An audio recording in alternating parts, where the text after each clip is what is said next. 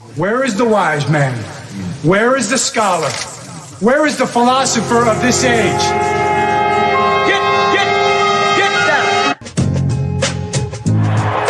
Baltimore!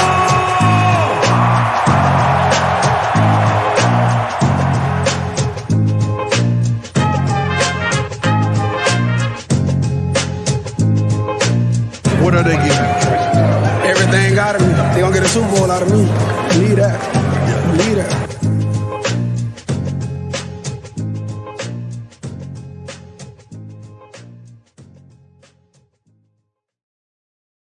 All right, welcome on back to another edition of the Baltimore Beatdown podcast. It is Thursday night, June 9th.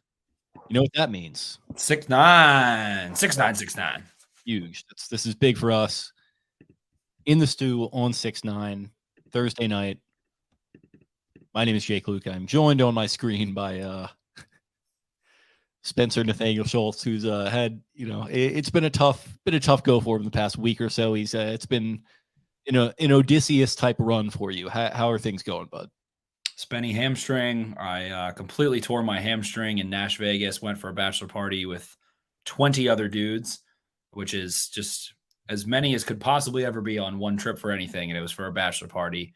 It was like I think it was my fourth time in Nashville, and nothing bad has happened to me. So even the rule of threes didn't apply. And the fourth time I go, or maybe it did in the opposite, but fourth time I go, first night out, we're at Honky Tonk Central. And I have my phone, my debit card, and my credit card stolen instantly. Can't find the location on them. Luckily, I still had my little side wallet. I split things up usually especially when I go on trips. So I have my license and like two other like frivolous credit cards that I don't really use. But so I had to spend the weekend with a torn hamstring, no cell phone, and just living life. And then I ended up in Nashville airport. Didn't have my confirmation. I actually got locked out of my Gmail, got locked out of my iCloud, got locked out of my bank account, locked out of everything because everything has two-factor authentication on, and I couldn't access my cell phone. So a nice little whirling dervish of fuck modern technology if something like this happens, just absolutely weighing me down. So it's been a tough go.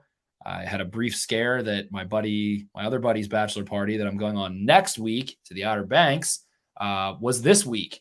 And I had a weird little snafu that made me think that I was basically about to come home and then have to leave again on Wednesday. And I took off work for next week, had everything planned for next week. And for some reason, a buddy said something that sounded weird to me that made me think we were leaving this Wednesday. And so I had a full-blown panic attack about that. Ended up not being true. But here we are. Hammy's on the mend. I'm bruised from my butt to my knee. I'm broken. I'm beaten, but I'm not damned. I'm on the mend. I'm on the up and up. It's 6'9". I'm a bad boy, and I'm ready to roll. No hamstring, no cell phone, no serotonin, just vibes. Just vibes. Serotonin staying high. Okay, good. I think I'm able to squeeze and pump serotonin out. Like bear down. If I bear down, I can get a little to flow. If I had been you, that would have been just panic city. I would not have been. You're a stronger man than me, is what I'm trying to say. I put a smile on. I was definitely having some panic attacks, but there's not many lower moments than being in the Nashville International Airport at 9 a.m. with no confirmation code on a Sunday morning and sitting there alone with no cell phone until a 1 o'clock flight. Too, like you got to think that's a lot of people just like wearing their honky tonk shirts, and everybody's got the scare cowboy hats. Everybody's got pink cowboy hats in the airport leaving Nashville.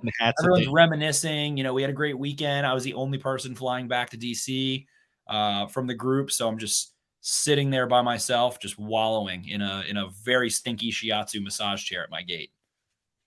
Yeah, I mean, yeah, you gave me some of the particulars before we got going here, and let me just say that's wild, man.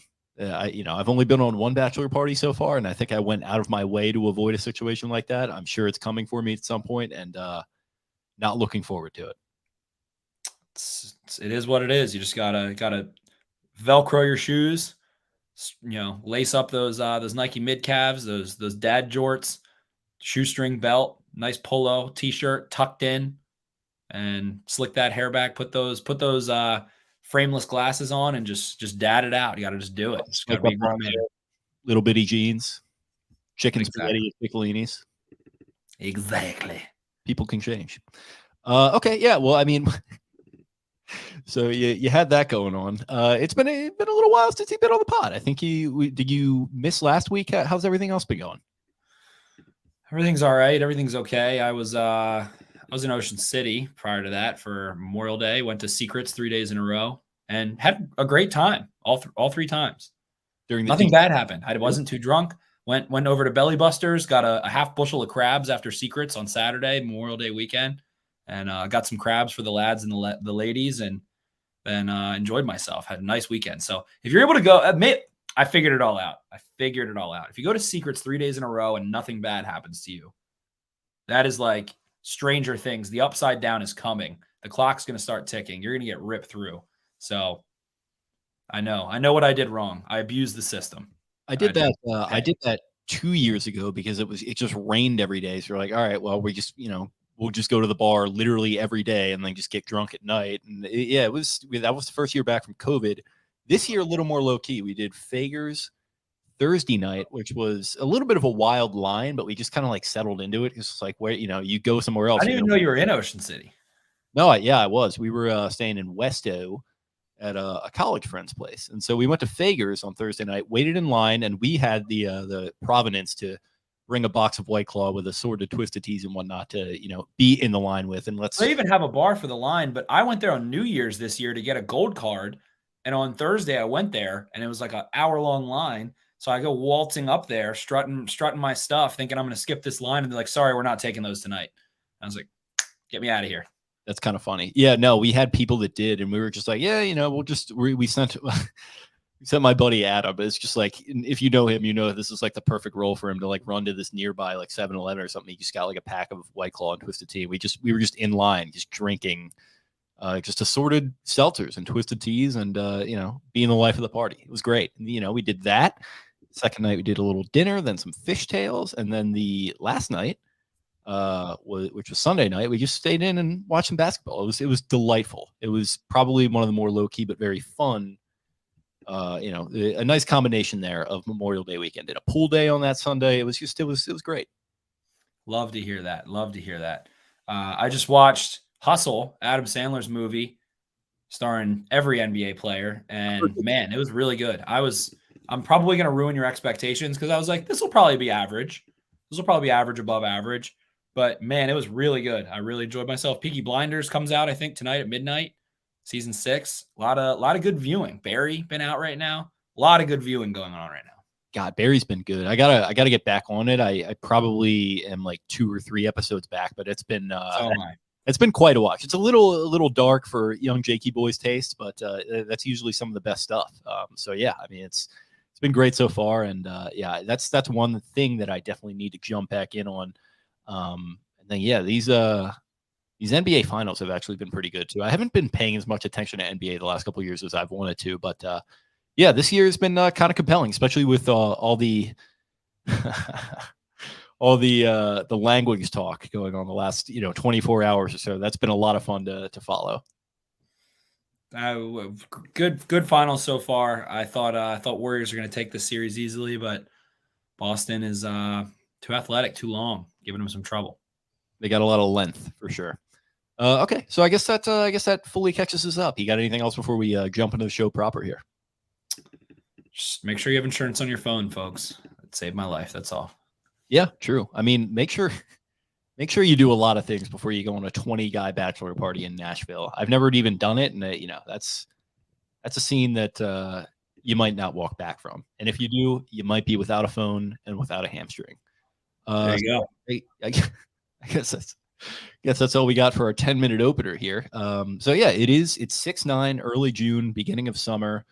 We've got mandatory mini camps coming up. Is Lamar Jackson going to be in attendance? Who knows? I guess we'll talk about that a little bit because we did want to, do a little bit of a positional roundup. Go through each and every one of these positions over the next couple weeks for the sake of doing it, for the sake of giving the show a little bit of structure as we move forward here. So I guess we can start with quarterback. How are you feeling about the quarterback position right now? Oh, horrible, to be honest. Don't feel good. I feel like there is something strange has been brewing for quite some time. I think we saw me have a little mini panic attack during the draft. I do think Lamar Jackson does show up to mandatory OTAs. I think the man likes his money. I think he'll be there. I don't know what the hell is going on with him and his potential contract, whatever that is. We all know how much I hate quarterback contract talk, but it's a very odd situation, and it feels like the Ravens are handicapped in some ways, and I think that we've seen an offseason that has kind of shown that.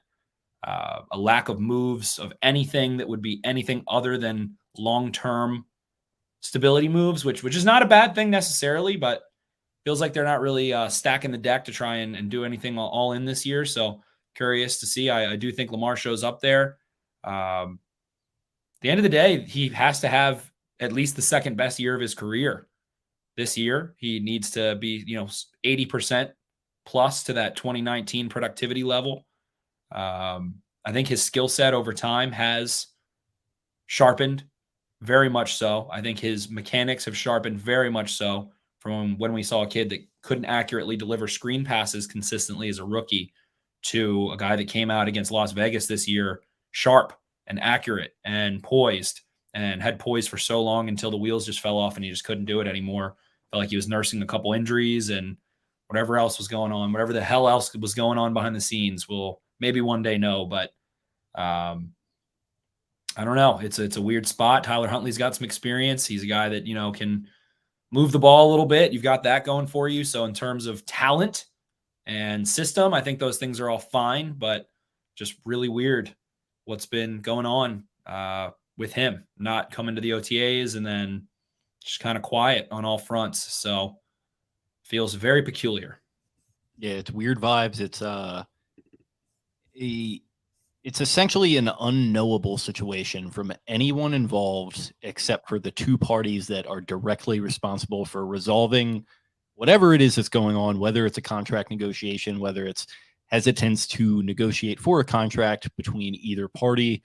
It's very, very weird. And I think that's kind of the word that I'm going to keep coming back to. It might be a word that's been overused ever since Bill Simmons started kind of popularizing it, this idea of weirdness. But it's weird, man. Some of the things that have been said, this whole idea of people speaking for him, whether it's Bisciotti, whether it's Calais Campbell, he doesn't think he deserves it. What the fuck is that? We've talked about that. I mean, that's a non-answer. And I mean, it's a very strange non-answer. It's one that the weirdest thing you can say. Yeah, it plays into this weird like trope about like players and loyalty to an organization and that kind of stuff. And it's like, I get all that. I'm sure Lamar, like to an extent, thinks that way, but he's going to put his money first, I think, and well that he should. And then Lamar just, not really saying anything about it and not showing up to OTAs and, creating drama in that way. I mean, for as much as everyone wants to talk about how that's not a story and he can do what he wants, well, yeah, he can, but we're talking about it. So it's a story. And I don't say just we, like that's the royal we. Everyone's talking about it. The national media is talking about it. It's a thing. And if he were there, it wouldn't be a thing. So, and like, he's not really risking anything going to OTAs. So, he's doing the stuff with Adam Didu, shout out to Chris Berman with the do. He's also like working out in an LA Fitness doing leg press, which fucking honestly made me go insane. Like, who is training you? Why are you doing that? We got to get Cadre on the case there. Got to get, that's not GOTA approved. I can promise you that. Yeah. So it's weird vibes, man. We don't know what's up. I don't think anyone really knows what's up. I mean, there are theories floating about here and there, and we'll know more when we know more. Unfortunately, we're approaching moratorium territory, but I'm almost like I have this morbid. We did moratorium. I feel like we did it. We did it for a very long time. We didn't really ever talk about it. Yeah, I mean, and listen, there's nothing really to say, but there is on my end. There's a morbid curiosity going on there too. He weighs 220 pounds now.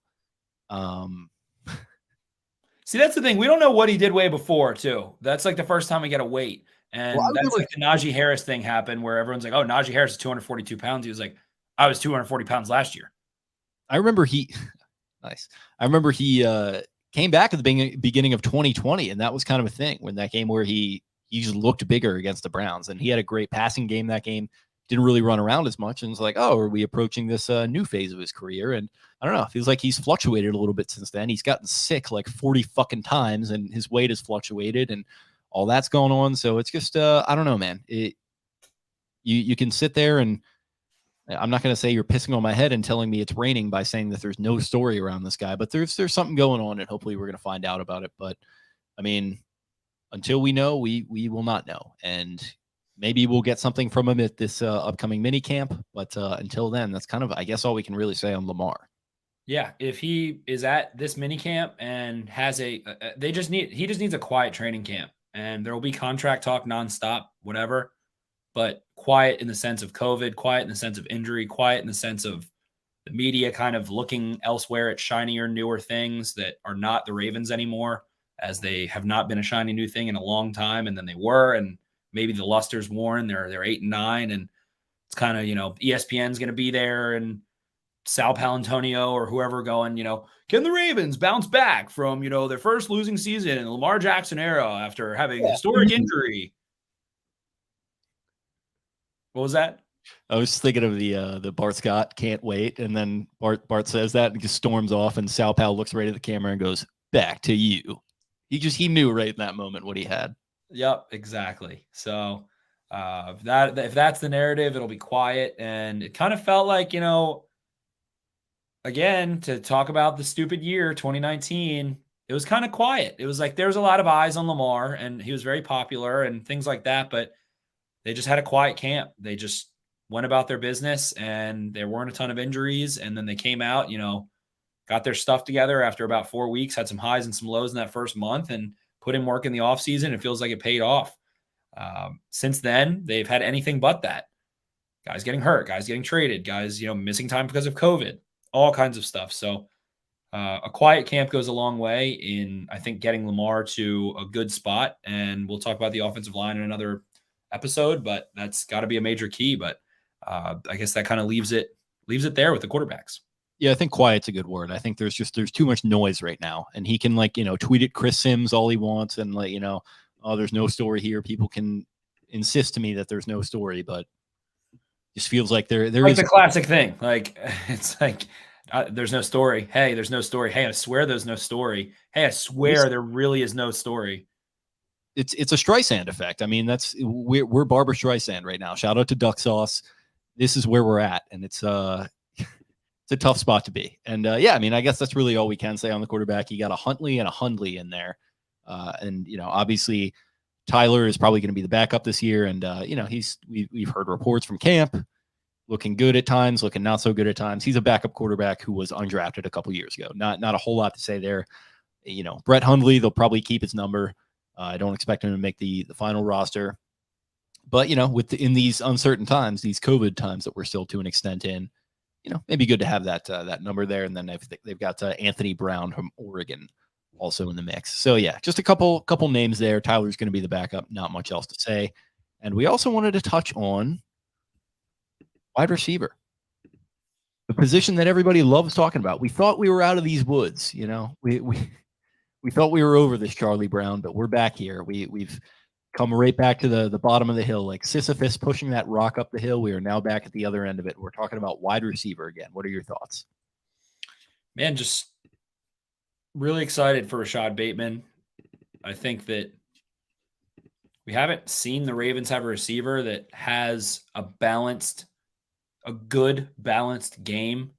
Play in the slot, play outside, play over the middle of the field, run vertically, able to make guys miss after the catch a little bit, has nuance as a route runner and as, someone playing in contested catch situations and all of those things. So couldn't be more excited for him. Really stinks Hollywood Brown is gone, especially as of now. Don't think there's a big move coming. Think maybe Bateman was more of a replacement in terms of what they want production-wise or whatever for Hollywood than it appeared to be pairing them together in hindsight, perhaps. So Bateman couldn't be more excited for him. Other than that, man, I mean, he's the guy that can go play that ISO receiver, that on the line beat press, three-way go receiver, win inside, win outside, do it all, hopefully. And would love to see if the Ravens have 17 games of Rashad Bateman and Lamar Jackson and have a fine offensive line and throw Mark Andrews in there, I think they can beat anyone on any Sunday. in any iteration of this offense, or if Greg Roman is fired or whatever. I think they can win any game. Yeah, I think that raises the floor so much. I think when you talk about this idea of talent versus scheme, talent versus coaching, I think if you have one or the other, your floor is going to be in a pretty good spot. And especially, I think when it comes to having talent, I mean, I think that's kind of the deciding factor a lot of the times. And I know people talk about this, this idea of a ceiling with Greg Roman. I totally get it. But to your point there, I mean, if they get those guys out there healthy and ready to rock and roll, and even in a Greg Roman offense, I think the floor is like 9 wins. I just think they're too talented, and they've got even a little bit of depth behind them in some of those spots, particularly at tight end and obviously running back. There's going to be, they're just going to be stronger there, stronger along the offensive line. So I just think they're kind of due for a natural bounce back right now. And I think they're going to be getting maybe not exactly that at wide receiver, but it's going to be an interesting year, I think, from the respect of you're going to see what you got with Bateman. And I think you already kind of have seen what you got with Bateman. It was just a really small sample size, and he was hurt and having some issues last year. And, by all accounts, it's been a very good offseason for him. We haven't had any issues with health with him quite yet. And, no COVID, nothing like that. So it's been a good offseason for him so far, in that he's been developing chemistry with Lamar with those practices they've been doing. Excited to see how they unleash that. I think that's going to be a really fun dynamic. And then after him, this is kind of what the conversation is right now for our friends in roster construction Twitter that are a little, maybe a little bogged down in this conversation. I get it, though. It is a concern to me, I think, because you got Bateman, you got Duvernay, who's like fine, and he can eat innings. He's that pitcher. He can do that, but he's not really going to be bringing you a ton of, I'll use the word ceiling again. It feels a little limited with him. You got James Prochet. You have Kylan Wallace. I mean, these are names, but you're really banking on a lot there. And then some of these undrafted guys that they brought in. Shamar Bridges, had not heard that name before. 6'4", Fort Valley State College. Trevon Clark, 6'3", from Cal. Jalen Moore, who we know a little bit about, 5'11". Makai Polk, Benjamin Victor, Raleigh Webb, who looks like he should be playing in the PLL right now, and Devin Williams from, I believe, the Oregon kid. Devin Williams is from Oregon, and a couple other guys, Slade, whoever else. I didn't mention my guy Slade Bolden. I think he's going to be obviously a huge contributor on this team. Very excited to see what he has to bring. Literally, honestly though, you're not a fan. He's turning some heads. He's a pro. He's going to be in camp, and he's going to have a chance to make. He's fine. He's fine to me. All those guys, fine. But the three that were drafted and are here, I think the best word to describe those three is competitive, especially Prochet. Really all of them. Tylan Wallace on special teams, Devin Duvernay on special teams. Devin Duvernay makes tough catches, some of those things, but those three lack game. They lack game breaker ability, I think is the kind of biggest concern ultimately. And it's just surprising. I hope that if this is what they're rolling with and this is what they have, and we'll talk about the tight ends another day, Likely and Kohler, how they can mix into the shuffle. But the skill set wise, Duvernay can take the top off. He can make tough catches. Looked a lot more flexible, looked a lot more loose in and out of breaks, able to be more sudden in and out of breaks last year. I just am shocked by how little we've seen after the catch from him at all. And really even just with the ball in his hands, considering how dynamic he is as a returner, it hasn't translated onto the offensive side of the football. But guy that can play inside, play that flanker for you. I don't think he's the guy you want, trying to go beat a number one corner up on the line of scrimmage, but will be in motion a good bit, whether it's short motions just to give him a little head start and identify some stuff, or whether it's, motioning him into the backfield and using him as a ball fake or giving him the ball, whatever it is. Then Prochet, just going to be that inside guy that is tough as hell. Kind of really does remind me of Jarvis Landry a little bit. Maybe not quite as talented, but competitive, man. Hands, feels like he's sharp. Haven't seen him do much after the catch yet. Hasn't had a ton of opportunity, but an area I think he's looking to make some juice. Seems like he's one of the hardest workers in the entire building. So I think they're excited for him. And then Wallace, that's your boy. Wallace can play on the outside a little bit, maybe can beat some of the press, can take the top off, maybe a touch. But all three of those guys I just throw into the competitive pro wide receiver 3 kind of bucket. And some maybe, Duvernay, Prochet, Wallace all can play inside. You can ask them to do some different things on the outside a little bit, but they just don't have another nuanced separator or someone that is going to get attention at all. If Prochet wins, it's not because he's wide open destroying man coverage. It's because he's a contested catch guy or he's sitting down against zone. So you don't need to put eyes on him. Duvernay, hasn't really shown that he needs attention, and we'll see with Wallace, but there's guys past that. We'll see how OTAs and camp transpire. Jalen Moore had some nice moments. Benjamin Victor does kind of fit the profile of that kind of longer ballerina on the sideline with body control and can contort his body and do some nice things a little bit. The rest of those guys, can make some stuff up about or, say a sentence about. But at the end of the day, they just don't have another game breaker. So a strange group, a young group, and some interesting comments from, Willie Snead, Des Bryant today as well. But it's a young group yet again. They just are is there a younger group of receivers in the NFL? Probably not. I don't think so. So very, very strange.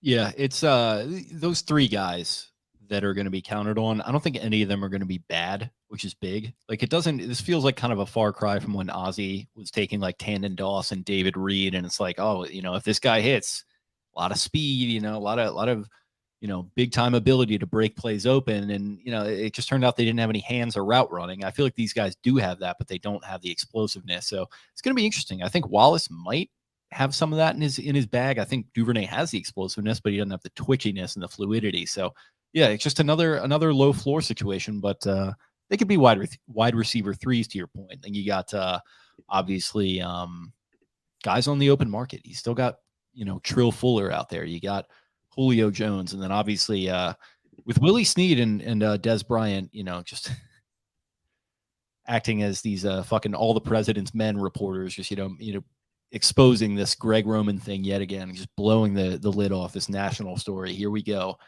Man, it just feels like that's a lot of smoke, and I just here we are again with the Greg Roman conversation and the wide receiver conversation. It takes a lot out of you, doesn't it? It does. It really took a lot out of me today, to be honest. But at the end of the day, what is Greg Roman's offense? He wants to run the football. He does want to use his tight ends. He does want to use his backs. He doesn't rely on 11 personnel, 10 personnel, whatever else, as much as other coordinators. Why are we still like fighting it? I mean, if you want him fired, you want him fired. I get it. That's fine.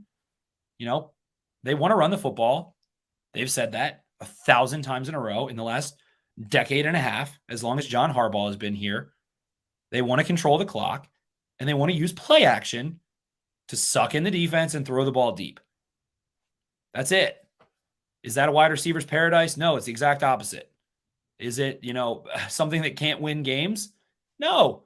In the playoffs, they were able to do it against the Titans. They were able to go beat the team that solved them, that ran inverted cover 2. And there's no answer. The Ravens don't have an answer for inverted cover 2, according to Steven Ruiz, and a handsome Greek guy who writes for Baltimore Beatdown. Well, they solved that puzzle. So it looked like they had some more answers last year. They looked more competent in true passing downs. Lamar Jackson, I think, was like 4th in EPA on 3rd and long among quarterbacks. And EPA is partially kind of a coordinator stat, in my opinion. That's why I like total points more so to measure a player from Sports Info Solutions. But here we are. They have young receivers yet again, and it's just this cyclical, psychotic cycle of young receivers in a run-first offense that has a huge playbook. If you're listening to this, I've posted the playbook 5 times online. If you want to go look at Greg Roman's playbook, go have a look. It's 850 pages. There's 70 different passing concepts in it. Whatever you want, it's in there.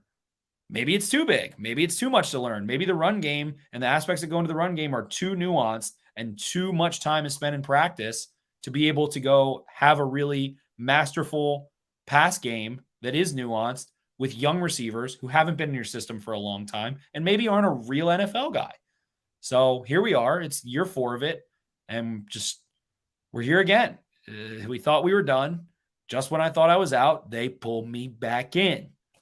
So here we are. I mean, same shit, different day. And it is what it is. I don't know. Are they going to get someone? Maybe. Am I going to bank on them getting DK Metcalf or anyone that will make a real impact? No, not at all. So I don't know. I'm curious about those tight ends.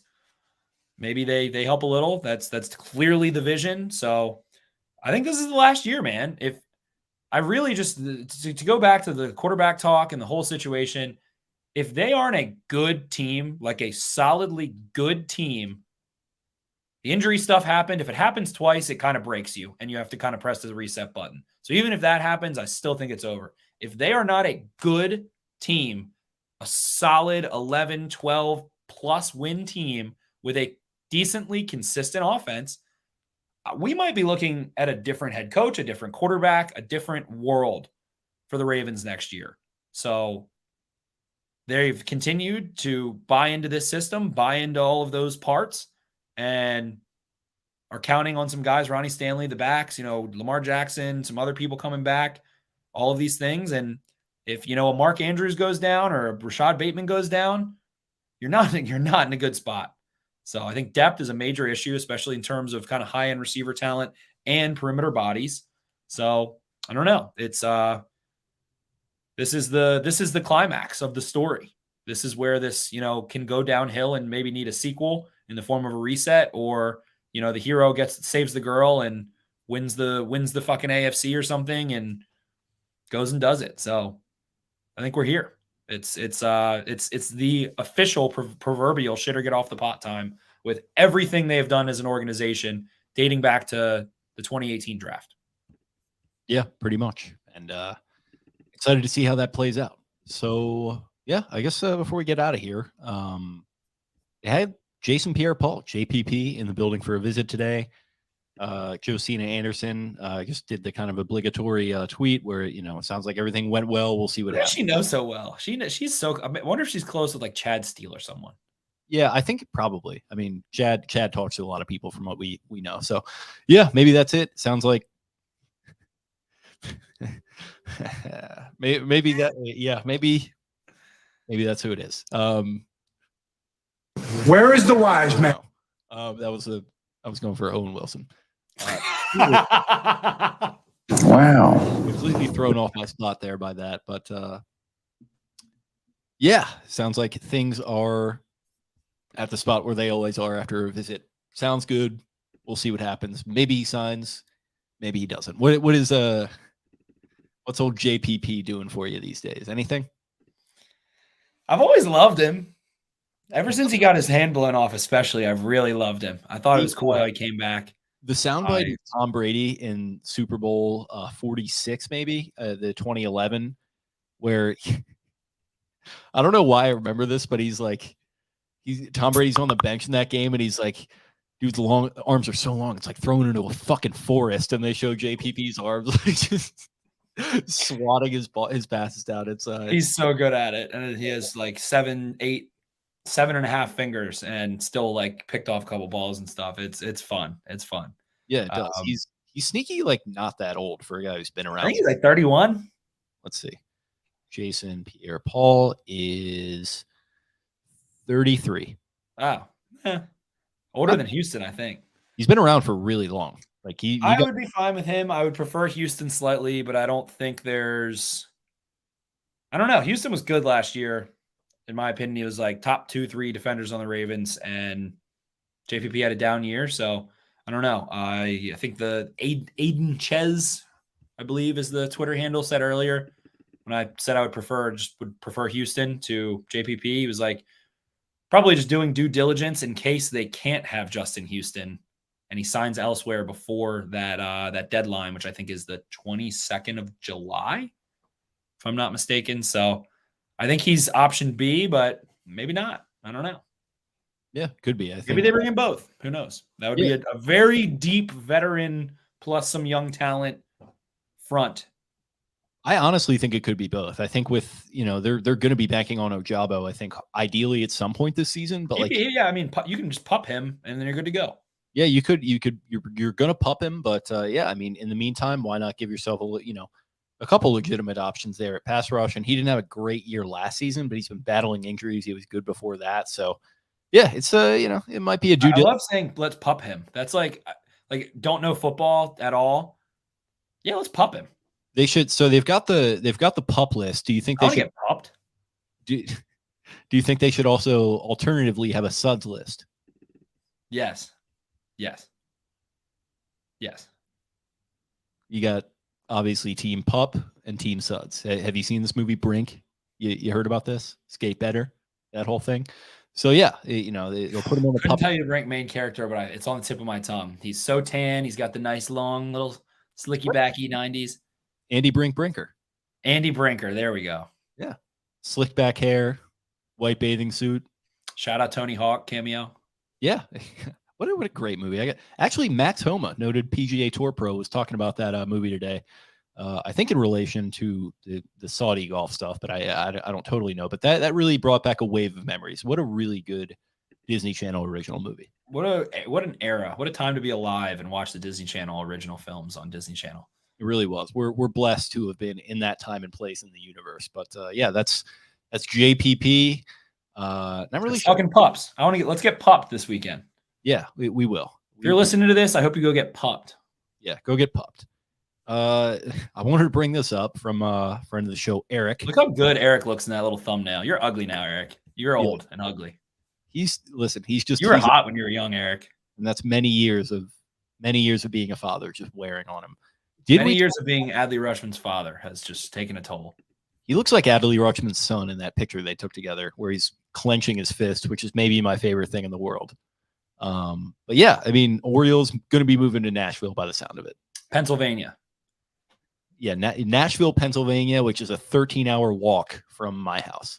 I've been having so much fun watching the Orioles this year. This is such a stupid thing of the Roy family, the Baltimore Roy family, as you somewhat alluded to, of just born on these. I'm just imagining don't know them. Maybe they're great guys. I don't know. Father was a horrible owner for a little while, and now he's, fading off into the proverbial sunset, but just classic. It feels like born on third, think they hit a triple and trying to rip the Orioles out of Baltimore as soon as they're like fun again after the worst stretch of Orioles baseball. I guess in history. I mean, they were so bad when we were like 10. They were so horrible for so long, but they were more of like a 75 win bad, 70 win bad than what they have been the last 2 years. So just please, God, don't take them anywhere. It sounds like that's not actually happening, but it's just been a little, maybe the writer of that article just decided to, thumb that in there as something that was whispered about like 18 months ago. No, that was actually named in the suit. So that's what Louis Angelos is saying John Angelos is doing. So Louis Angelos is suing his brother and saying like he's, basically wrested control of the organization from him because his father wanted them both to have control. And he's saying like, yeah, he's taking it for his own purposes. His wife is based in Nashville. So, and that was only like a small footnote of it. I don't think he's like anyone's insinuating that it's going to happen, but they're just saying that it's a possibility if John is going to be like taking all this control of it.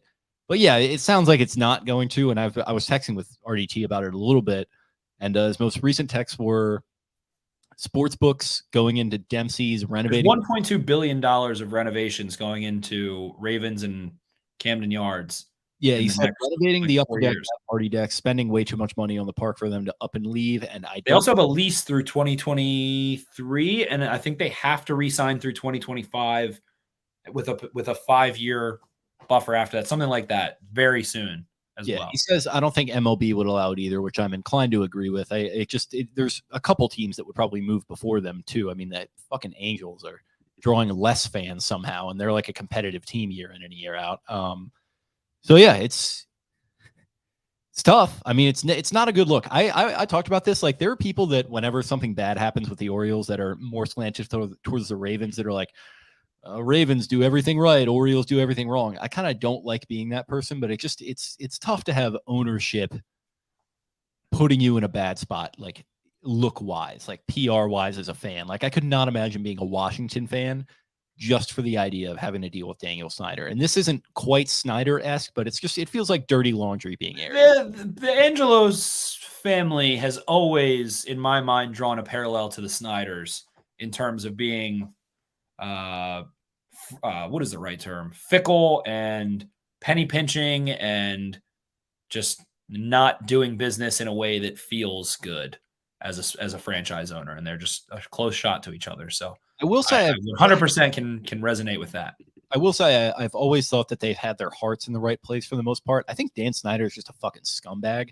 These guys, the Angeloses, I've heard John give some interviews. I think he's actually like a little bit more smart and maybe a little bit more progressive than you would expect for a billionaire's son. I don't really know anything about Peter outside of what we've seen from the business. And I don't even know anything about Louis really either. This is kind of the first time hearing, or Lewis is maybe how you say it. I don't know. But yeah, I don't know. I served one of them. I'm not sure which one. I was a server at Izumi in college quite some years ago, and I served one, and he was so nice, such a gentleman, so kind and gratuitous. So whichever one that was, please keep the Orioles in Baltimore. Yeah, I hope so. It just feels like it's another situation. And the whole Masson stuff that went on with them trying to shortchange the Nationals as the Nationals are like blowing it out of the park, winning World Series, being a 90+ win team consistently. Like, yeah, I mean, the Masson app is terrible, apparently. I don't even fucking get Masson on Dish, so I have to illegally stream these games, which has just been, it hasn't been that bad this year because I found a good source, but it's brutal. And that's more of an MLB problem at this point than it is just them, but it just speaks to sort of the state of where my mind is at with the Orioles and MLB right now. It's take it all away, or make it better at least. Please and thanks. All these great players coming up right now. Gunnar Henderson up at AAA. Guys doing so well. Colton Cowser killing it immediately. Looks like a fast track player. So many arms. DL Hall may be able to come up. Just like that is like an evil kind of edging to do to a mid-20s male that has I'm late 20s now. I had to grow up with the dog shit Orioles my entire life. We had 11 through 14, whatever it was, where they were good. That was a fantastic time in my life. I've had 3 good years of Orioles teams in my entire life. So don't take that away from me. Just let's see what happens here. Give me a couple years at least to the Elias years. Give me the Elias years, and I need that in my life. Just let me have that, please. Don't give me the shit mountain of the first 4 years of Elias where they're losing on purpose and losing historically on purpose, and then when they finally start to bear fruit, don't put this in front of me. Just hey, I'm counting on the Orioles. Somebody, whichever one of these Angeli, they probably can't even speak on this. Angeli is pretty sick. Come out and say, no, we're not moving. You just come out and say it. Like I'm tired of all this corporate whitewash. Can't offend anyone. Can't say anything. Can't do it. Can't comment on this. Can't talk about that. There's ongoing litigation. You're very familiar with that phenomenon. I'm tired of it. Come out and take a stand and say the right thing. We are honorary Angeli, and we have a say here. Jake and I have a say. We have votes at the board, and we're voting no. We're voting to stay. We're voting to get an all-star game back in Baltimore, and we're voting for the Orioles to let us enjoy all of these prospects come up. I'm going to get the family together. I'm going to call a vote of no confidence against Dad. I'm going to take over the organization. We're going to leverage the fuck out of it. The synergy right now is just optimal, and I can really feel the streamlined workflow flowing through my veins. I said all bangers all the time. You, me, Henry fucking Kissinger. What the fuck? So that's what's going on there. You little slime puppy. Yeah, just a bizarre start to summer in sports here in Charm City, which sucks because the Orioles, the on-field product has been pretty fun, for most of this year. As soon as we're done here, I'm about to go watch this game, and I don't feel like playing Boar on the floor. John and Peter. I'm not playing Boar on the floor. I've played enough Boar on the floor as an Orioles fan in my life, and I'm not doing it again. Yeah, to take it all away. The Boar on the floor, we're not doing that. Okay, that's enough. That's talking baseball. That's the boys talking baseball. Talking Orioles. Yeah, we'll give you all the great baseball analysis that you don't get anywhere else. But anything else before we get rolling here? I took a little football hiatus. I think been letting it cool off a little. Letting things play out a little bit. I'm excited. I'm excited for the summer. I'm excited for the fresh cut grass. The smell is going to get here soon. that tingles me in my plums, deep in my loins, and I'm excited to see what happens. Again, I think it's just a very very climatic moment in the history of the Baltimore Ravens about to happen in this 2022 season. There's a lot on the line in many ways, and last time they were in that situation was a pretty good result, I would say, 2012. So let's see if Johnny Boy can get things together, get it all tight like a toiga, and hit it out of the park. So we're stepping into the beginning phases here. OTAs, voluntary over, mandatory here, mini camp, and then camp, and we'll see a couple mergers and acquisitions potentially on the way. And we got Raven Ron here, ravaging alcoholic. If I take Orioles game seriously, Alrighty, does it well. But that's all for me. I'm excited.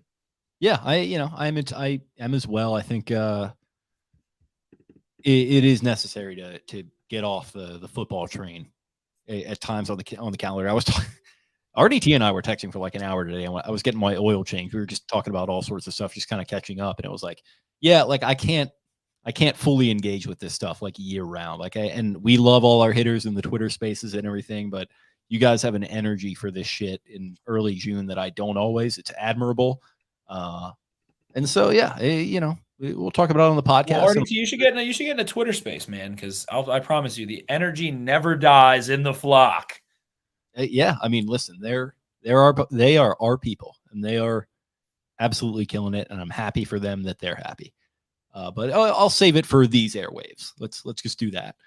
But yeah, thanks for joining me, bud. It's been an eventful couple weeks for you, obviously. So hopefully this returned you to some semblance of normalcy. Talking to me, I'm 28. I'm about to turn 29, but this past like week and a half I'm 30 now. I'm 30, so I'm a grown man here.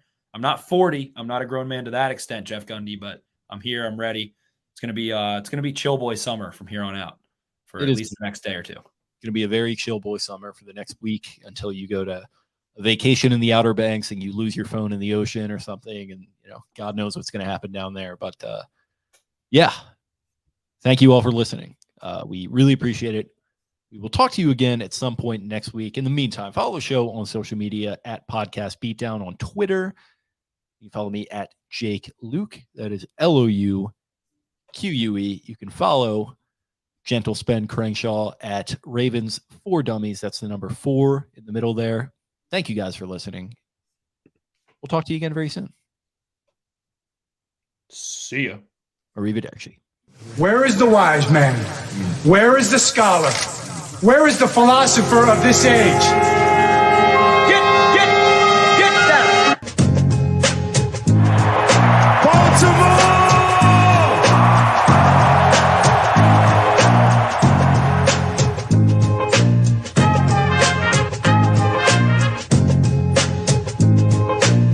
What are they getting? Everything out of me. They gonna get a Super